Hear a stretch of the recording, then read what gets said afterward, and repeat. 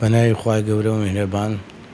ئەمڕۆ ڕۆژی شەمە 29/4/2023 لە گشت ناوەندەکانی خوێندن لە سنووری بەڕێوەبەرایەتی گشتی پەروەردەی هەولێر تاقیکردنەوەی وەرزی یەکەم بۆ پۆلە ناوکۆتاکان کە لە پۆلی 4 بنەڕەتی تاکو 11 ئامادەی ئەنجام دەدرێ و هەروەها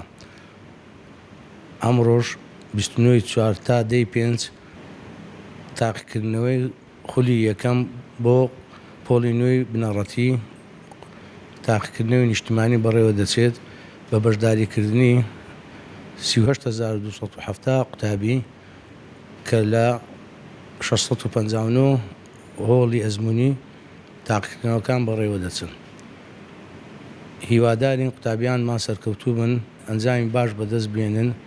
و داواکارین لە چاودێران و سەرپەرشتیارانی هۆڵ کە پابەندی گشت ڕێنماییەکانی کە دەرچووە لە بەڕێوەبەرایەتی گشتی ئەزموونەکان و لێژنەی باڵای ئەزموونەکان